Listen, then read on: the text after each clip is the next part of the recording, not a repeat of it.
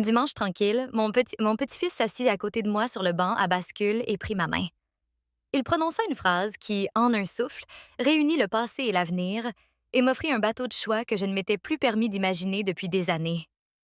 Je pensais que cette journée se terminerait par du thé et la télévision. Au lieu de cela, il ouvrit la porte que j'avais maintenue verrouillée depuis la mort de mon mari. Avant de commencer, dites-moi dans les commentaires d'où vous regardez. De quelle ville? De quel coin du monde? Je veux m'imaginer vos réverbères et vos vérandas pendant que je parle. La maison avait ce silence de fin d'après-midi. Un silence qui fait résonner l'horloge plus fort qu'elle ne le devrait. Une brise fit teinter le carillon près de la fenêtre de la cuisine, et la véranda sentait vaguement l'huile de citron de la chaise en rotin que j'avais cirée plus tôt. Je comptais les balancements lents du banc. 4, quand mon petit-fils s'installa à mes côtés. Tout près, si près que le rebord du bois plia sous notre poids combiné. Il a maintenant 20 ans, bien que je vois toujours le petit garçon qui glissait des voitures miniatures dans mes pantoufles. Plus grand que son père, avec des épaules plus pleines. Un jeune homme avec une gentillesse qu'il ne cherche pas à cacher. « Mamie », dit-il, et je sentis le mot atterrir avec son poids ancien. Il ne me regarda pas d'abord. Il regarda notre rue, l'orme, le trottoir fissuré, Monsieur Gomes qui tondait sa pelouse en traçant de prudents motifs circulaires. Puis il se tourna, et je le vis. Une détermination dans ses yeux, mais aussi de la délicatesse, comme quelqu'un qui porte un verre d'eau au bord d'une falaise. « J'ai parlé à Marc », dit-il. Fut le moment. Il glissa sur l'après-midi comme une ombre. Frais et indéniable. J'aurais reconnu ce nom dans un rêve.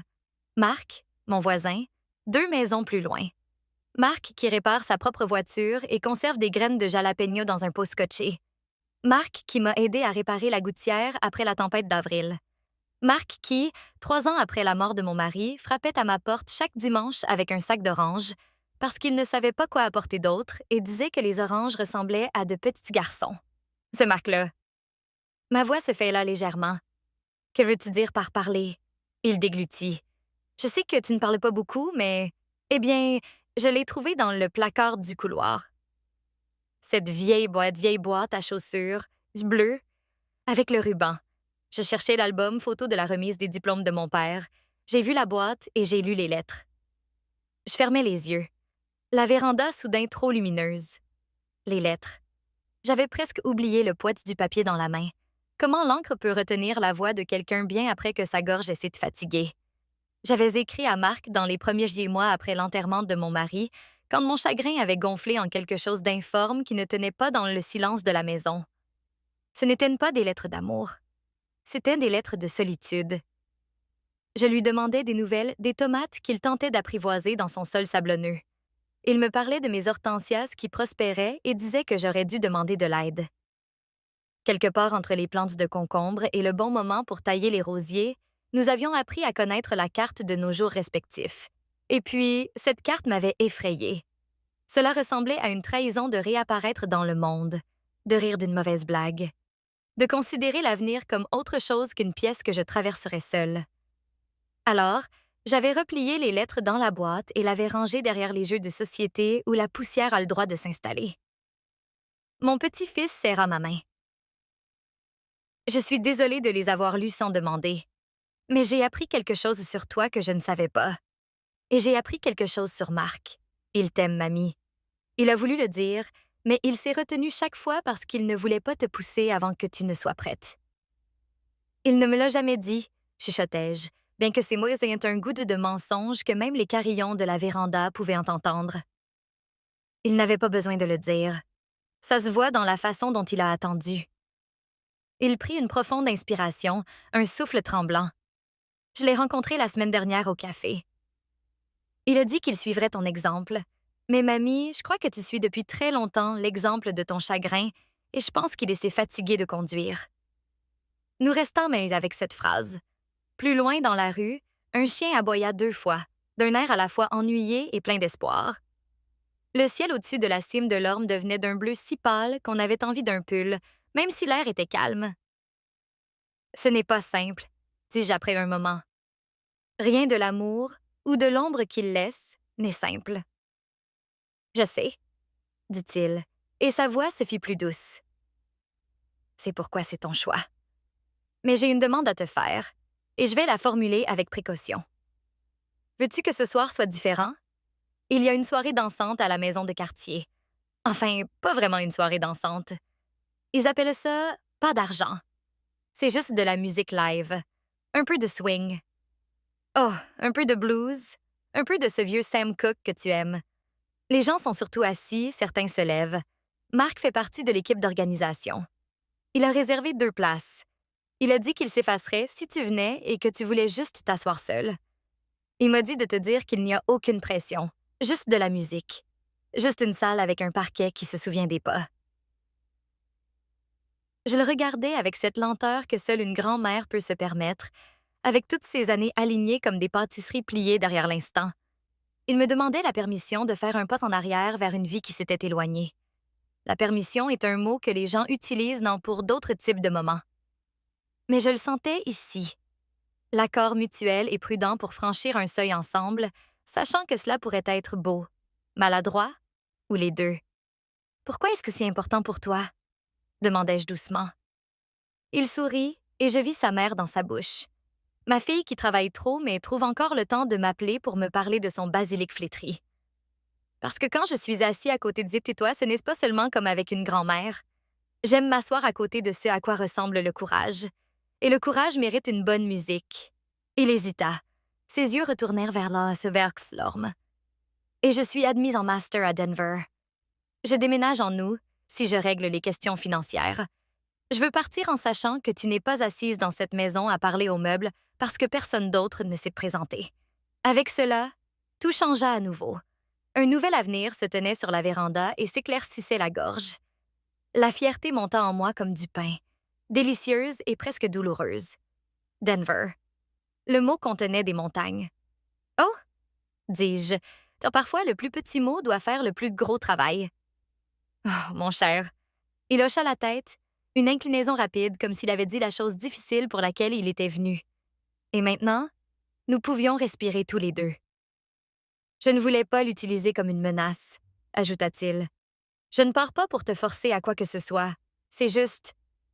C'est ma vie qui s'incline vers sa prochaine étape, et je veux que la tienne s'incline parce que tu l'as choisie, pas parce que la solitude l'a effacée.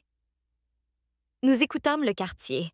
Des enfants sur des trottinettes passèrent en un éclair comme des poissons vifs et disparurent au coin de la rue. Une portière de voiture claqua. Quelqu'un faisait un barbecue. L'ail et le poivre flottaient dans l'air. Cela me fit penser à des dizaines d'étés qui sentaient de la même chose, et à l'homme que j'aimais, qui grillait les hot dogs et les déclarait parfaits quand même. J'ouvris les yeux et regardai la lumière de la véranda vaciller, puis s'éteindre. Si je vais... je ne promesse rien à personne. Il serra ma main. Je le sais. Peut-être que je vais juste écouter, puis rentrer, boire du thé et lire un livre sur les corbeaux. D'accord? Peut-être que je ne dirai même pas bonjour à Marc. C'est acceptable. Et si je dis bonjour, peut-être que je le dirai comme on dit bonjour à un voisin qui plante des plantes de tomates. Rien de plus. Il rit alors d'un rire soulagé comme une horloge. Mamie, tu pourrais entrer là-bas dans une combinaison imperméable et partir dès le premier morceau. Et ce serait toujours l'une de mes soirées préférées parce que tu l'aurais choisie. Le banc à bascule poursuivit son lent mouvement. Je regardais mes chaussures, des ballerines solides mais avec un nœud. La dernière fois que j'avais dansé en public, mon mari et moi étions à un mariage dans une salle louée avec une acoustique terrible. Sa cravate ne cessait de glisser, et je ne cessais de la remettre, et il ne cessait de chuchoter des blagues sur le DJ. Nous bougions mal et joyeusement. Je n'avais pas pensé que je ferais jamais à nouveau glisser mes pieds ainsi, et encore moins avec la main d'un autre homme posée poliment sur mon coude, me laissant mener si je le souhaitais. Dis-moi, dis-je, quand tu étais petit et que tu tombais, tu disais toujours « Je suis dans les jours du milieu ». Tu te souviens? On n'arrivait pas à savoir si c'était en haut ou ramassé. Et d'une certaine manière, c'était les deux. Tu te souviens comment tu appelais ça? Aller mieux après quelque chose qui fait mal? Il cligna des yeux en se remémorant. Les jours du milieu, dit-il finalement, surpris. Je disais que j'étais dans les jours du milieu. Le moment où on n'a plus mal, mais où on s'en souvient encore. C'est là que je suis depuis un bon moment, dis-je, dans les jours du milieu. Nous restâmes sans parler quelques minutes. Il posa doucement sa tête sur mon épaule, comme il le faisait quand il était plus petit, et moi plus forte. Je sentis son impatience, sa faim pour le prochain kilomètre. Et je ressentis aussi, pour la première fois depuis longtemps, une faim pour un autre genre de silence que celui qui enveloppait cette maison comme de la cellophane. Non pas le silence fragile du chagrin, mais le silence doux de quand on rentre chez soi après une bonne soirée. D'accord, dis-je enfin. Envoie un message à Marc. Dis-lui que je viens. Et dis-lui de me garder une place d'où je peux voir la porte. Il ne jubila pas. Il me connaissait trop bien pour ça. Mais son visage fit quelque chose qui le rendit à la fois 10 ans plus jeune et plus sage. Il sortit son téléphone, tapota rapidement avec son pouce et le rangea. Respectueux. Il dit qu'il sera à la petite table près du distributeur d'osier. Il dit qu'il aura l'air d'un homme qui se souvient comment attendre. Je rentrais pour me changer. Je ne savais pas quoi porter pour une telle soirée. Je choisis une jupe marine qui bougeait quand je bougeais et un chemisier blanc doux. Je relevais mes cheveux, les défis, puis les refis. Je mis les boucles d'oreilles en opale que mon mari m'avait offertes pour nos 25 ans de mariage. Je m'attendais à un accès de culpabilité, mais ce qui vint fut autre chose. Plus calme et plus ferme. De la gratitude qu'un amour ne brûle pas le champ où un autre pourrait être planté. Cela peut être, si on le permet, un rayonnage pour le courage. Au moment où nous quittâmes la véranda, les réverbères commençaient à se frotter les yeux. Les grillons entamèrent leur petite symphonie étonnante. Mon petit-fils conduisit. Je laissais la ville défiler comme une lente parade de visages familiers. La pâtisserie de Mme Larkin avec son enseigne peinte à la main, le poteau de coiffeur devant l'ancien salon, la quincaillerie avec ses seaux empilés comme des fleurs métalliques géantes. Il garda la radio basse, un murmure de météo et de scores de baseball, comme si la voiture savait qu'il valait mieux ne pas s'immiscer dans la conversation que notre silence menait. Le parking de la maison de quartier avait le chaos facile d'un endroit qui fait plus pour une ville que quiconque ne s'y attend. Des adolescents en short de basket traînaient près de la porte. Une femme de mon âge, dans une tunique turquoise, guidait soigneusement son mari. Le bâtiment sentait la cire pour parquet, le café et quelque chose de sucré, cuit plus tôt et depuis vendu. Dans la salle, un groupe. Piano, contrebasse, une trompette qui essayait une mélodie et la jetait avec un haussement d'épaule. Des chaises pliantes formèrent de petits bosquets, des allées comme des sentiers entre eux. Et là, près du distributeur d'eau, se tenait Marc. Le temps fait des choses douces à certains visages et des choses sévères à d'autres. Par endroits, il avait été généreux. Ses cheveux étaient maintenant argentés, coupés courts comme s'il ne voulait pas en faire toute une histoire. Sa posture était la même, droite et attentive, que je me rappelais de l'échelle sous la gouttière, remettant le métal en place. Il me vit et ne bougea pas un muscle. Il attendit que mes yeux décident ce que ma bouche dirait. Je posai la main de mon petit-fils sur mon coude, non pas comme un guide, juste une présence. « Je vais nous chercher de l'eau », murmura-t-il, et il s'éclipsa avec la grâce d'un enfant devenu adulte. Le temps d'un battement de cœur, la musique s'accorda sur une seule note douce, comme un souffle retenu. Marc leva la main en signe de salutation. Un petit signe, paume ouverte, sans prétention. Le genre de bonjour qu'on fait quand on a pratiqué pour laisser la porte ouverte mais ne jamais la pousser. « Émilie », dit-il quand je fus à distance de conversation. Il n'utilisa pas de surnom ou de tendresse que nous n'avions pas encore mérité. Il dit mon nom comme un fait sur lequel on peut compter. « Marc », dis-je, et ma voix ne trembla pas. J'en fus contente. De près, je pouvais voir le travail dans ses mains. De petites marques, une vie de fabrication et de réparation. Je pensais aux lettres dans la boîte à chaussures bleues, à toutes ces choses que nous aurions pu dire et que nous n'avions pas dites. Toutes ces cartes pliées et rangées. Je pensais au jour du milieu. Je pensais à mon petit-fils qui me montrait la porte puis s'effaçait. « Merci d'avoir gardé une chaise pour moi », dis-je. « Toujours », répondit-il. Et le mot fit quelque chose d'honnête entre nous. Il nomma les années qu'il avait passées à attendre dans sa propre vie, sans demander à la mienne de se précipiter. Nous nous assîmes. Le groupe joua une ballade qui avait déjà accompagné un millier de remises de diplômes, de retrouvailles et de danses dans des cuisines. Mon genou me faisait un peu mal. Le temps, l'âge, Le souvenir. Je posais mes mains sur mes genoux et laissais la musique compter pour moi quelque chose que je n'avais pas pu compter seule. La salle se remplit de visages que je connaissais et d'autres que je ne connaissais pas. Une communauté de gens qui avaient appris, ou apprenaient encore, que la vie est faite de mardis comme celui-ci, et que ces mardis peuvent tout changer si on leur en donne la chance. Marc se pencha à peine, si bien que son épaule était si proche que j'aurais pu la prendre pour le dossier de la chaise. Si tu veux parler plus tard, dit-il, je serai sur la terrasse entre les 7. Si tu veux rentrer, je te raccompagnerai à ta voiture. Entre les 7, dis-je, et le sol sous ces mots devint un petit pont solide. De l'autre côté de la salle, mon petit-fils me regarda et croisa mon regard. Il ne sourit pas largement. Il ne fit pas de signe de pouce en l'air. Il hocha simplement la tête une fois, solennel et satisfait, comme un garçon sur le bord d'un plongeoir, regardant l'eau que tout le monde a déjà rencontrée et sachant enfin que l'eau le soutiendra aussi. Quand le premier set fut terminé, les gens s'égoutèrent vers les portes de la terrasse, s'éventant avec des programmes pliés. La salle sentait vaguement le citron et le sucre léger des biscuits que quelqu'un avait dû apporter. Je me levai lentement, ressentant la raideur dans mes genoux, et Marc attendit sur le seuil. Précautionneux, ne réduisant pas la distance avant que je ne fasse un signe de tête. Mon petit-fils me lança un bref regard à travers la salle, puis se détourna délibérément, me laissant le choix. La terrasse était pleine de lumière, de douces boules jaunes qui adoucissaient de la soirée plus qu'elle ne l'était vraiment. Les grillons continuaient de leur conversation dans l'herbe, et la nuit avait cette fraîcheur honnête qui arrive une fois qu'août se fond en septembre. Marc indiqua un banc près de la balustrade. Je m'assis. Il prit l'autre bout, laissant un espace entre nous. Ce n'était pas une formalité polie.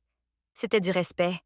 Le genre de respect qu'on apprend qu'après avoir perdu quelque chose qu'on pensait ne jamais perdre. « Je ne savais pas si tu viendrais, » dit-il. J'ai failli ne pas venir, avouai-je. Mais mon petit-fils a un don pour me placer devant des portes que je préférerais garder fermées. Il sourit un peu, mais ses yeux restèrent fermement sur moi. C'est un bon garçon. Tu as bien fait. Pendant un moment, nous écoutâmes ça simplement. Quelqu'un rit à l'intérieur. Une trompette lança une fausse note espiègle, puis se corrigea. Le monde continua de tourner sur tous ces petits bruits. Je croisais les mains sur mes genoux et posais la question qui me pesait depuis que j'étais descendue du banc à bascule cet après-midi. Pourquoi as-tu gardé ces lettres? Pourquoi n'as-tu jamais insisté?